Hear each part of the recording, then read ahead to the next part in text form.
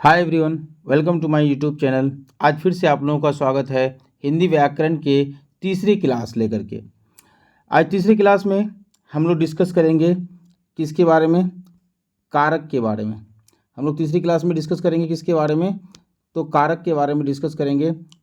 आज बहुत सारे क्वेश्चनों का आंसर भी लेकर के आया हूँ और बहुत सारे क्वेश्चन जो बोर्ड एग्जाम में पूछे जाते हैं, जो बोर्ड एग्ज़ाम 2025 में होने वाली है, 10 क्लास और 12 क्लास में इतने ही व्याकरण पूछे जाते हैं जितना मैं पढ़ाऊंगा आज।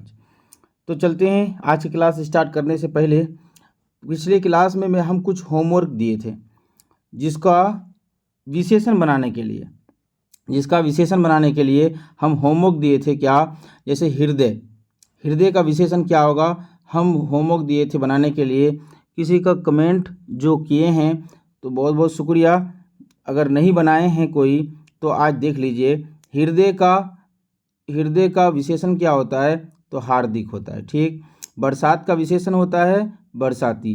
जल का विशेषण होता है जलीय। व्यथा का विशेषण होता है व्यथित। दिन का विशेषण होता है दैनिक। चर्चा का विशेषण होता है चर्चित। चरित्र का विशेषण होता है चरित्रवान। कर्म का विशेषण होता है कर्मशः।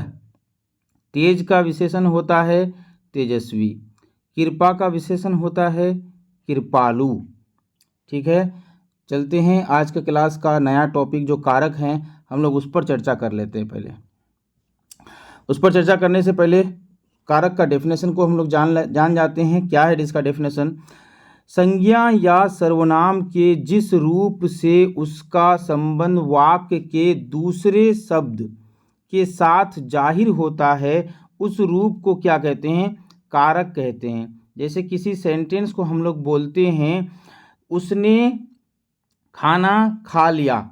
उसने खाना खा लिया, जो ने शब्द आया ना बीच में, खाना मतलब संज्ञा है और क्या उससे पहले ने शब्द जो आया, तो इस दोनों सेंटेंस को जोड़ने का जो काम किया, यही है कारक। इसी को क्या बोलते हैं? कारक बोलते हैं। क्या बोला यहाँ पर? फिर से डेफिनेशन को उसका पढ़ते हैं, परिभाषा को देखते हैं। संज्ञा या सर्वनाम के जिस रूप में उसका संबंध वाक्य के दूसरे शब्द के साथ जाहिर होता है, उस रूप को कारक कहते हैं। ठीक, तो इसका डेफिनेशन कभी पूछ लेता है। इसका डेफिनेशन, परिभाषा याद रखिएगा आप लोग। चलते हैं इसका भेद में। कारक के भेद। कारक कुल मिलाकर के 8 कारक होते हैं। हिंदी में कुल कितने कारक होते हैं? 8 कारक होते हैं। ऑब्जेक्टिव की दृष्टि से याद रखिएगा इसको। कुल कारक की संख्या कितनी होती है? 8 होती हैं। कितने कारक? 8 होते हैं। चलते हैं, इनके नाम, विभक्तियाँ और लक्षण निम्नलिखित हैं। देखते हैं क्या है। सबसे पहला कारक है कर्ता कर्म करण संप्रदान अपादान संबंध अधिकरण संबोधन। ये तो कारक हैं। ये कुल मिलाकर कितने हैं? 8 हैं। ये 8 कारक हैं, याद रखिएगा।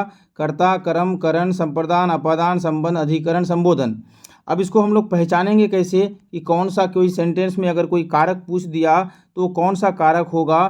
तो इसको पहचानने का सबसे आसान तरीका क्या है? उस सेंटेंस में अगर कहीं ने का यूज हुआ है, ने का प्रयोग किया गया है, तो इसका हमको देख के, उसको देख के समझना होगा कि ये कौन सा कारक है? कर्ता कारक है। ठीक, उसके बाद दूसरे पे बात करते हैं कर्म कारक। कर्म क्या है?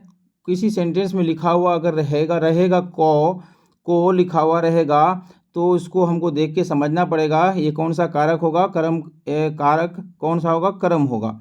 उसके बाद उसी तरह से करण से में कहीं सेंटेंस में लिखा हुआ रहेगा से, तो हमको उसको देख के पहचानना होगा कि कौन सा कारक है, तो ये करण है। उसके बाद संप्रदान की विभक्तियाँ क्या है? ये सारे विभक्तियाँ हैं। इसको को के लिए ये क्या हैं? सब विभक्तियाँ हैं। अपादान, ये कहीं सेंटेंस में से लिखा हुआ रहेगा तो उसको देख के हमको समझना पड़ेगा कि ये क्या है? अपादान है। ये कारक और करण और अपादान में देखिए तो सेम आया ना से, तो इसमें देखना पड़ेगा कि करण कौन है और अपादान कौन है। यहाँ पर ऑब्जेक्टिव में जो ऑप्शन देगा, ये दोनों एक साथ नहीं दे सकता। अगर देगा तो ये फिर विवाद वाला क्वेश्चन हो जाएगा। इसमें दोनों सही आंसर हो सकते हैं, इसलिए ध्यान रखिएगा। करण में भी से आया, अपादान में भी से आया, उसके बाद अगला बात करते हैं संबंध। कहीं पर का, के, की अगर आ जाए तो इसको देख के हमको समझना पड़ेगा कि कौन सा कारक है, ये संबंध कारक है। उसके बाद अधिकरण में, पर, कई सेंटेंस में क्या आ जाए, अगर में आ जाए, पर आ जाए तो उसको देख के हमको समझना पड़ेगा ये कौन सा कारक होगा, अधिकरण कारक होगा। उसके बाद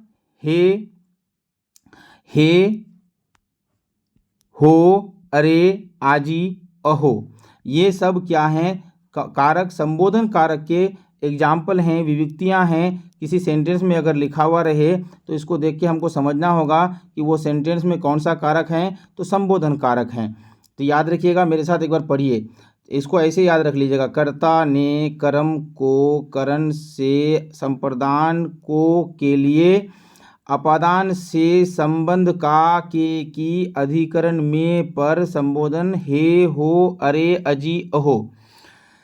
फिर से एक बार पढ़िए। कर्ता ने कर्म को करण से संप्रदान के लिए, अपादान से संबंध का, के, की, अधिकरण में, पर, संबोधन हे, हो, अरे, अजी, अहो।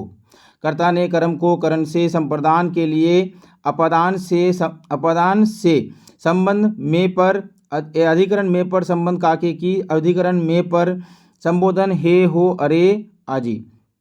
कर्ता ने, पढ़िए फिर से एक बार मेरे साथ। कर्ता ने कर्म को करण से संप्रदान के लिए, अपादान से संबंध का, के, की, अधिकरण में, पर, संबोधन हे, हो, अरे। कर्ता ने कर्म को करण से संप्रदान को के लिए, अपादान से संबंध का, के, की, अधिकरण में, पर, संबोधन हे, हो, अरे, अजी, अहो। चलिए इसका कुछ एग्जाम्पल लेते हैं हम लोग। जैसे पहला एग्जाम्पल है, वह कुल्हाड़ी से वृक्ष काटता है। इसमें कौन सा कारक है, तो यहाँ पर देखिए, यहाँ पर क्या आया, से आया। से हम लोग किस में पढ़े थे, तो करण में पढ़े थे हम लोग। से इसमें पढ़े थे, करण में पढ़े थे। ऑप्शन नंबर डी क्या हो जाएगा, इसका सही आंसर हो जाएगा। ये सवाल 2021 में पूछा गया था। चलते हैं दूसरा ऑब्जेक्टिव क्वेश्चन लेते हैं। दूसरा ऑब्जेक्टिव क्वेश्चन क्या है, निम्न में संबोधन कारक है। निम्न में संबोधन कारक है तो इसका विभक्ति चिन्ह क्या होगा। कर्ता ने कर्म को करण से संप्रदान के लिए, अपादान से संबोधन में हम लोग क्या पढ़े थे, हा, हे, हो, अरे, आजी पढ़े थे ना।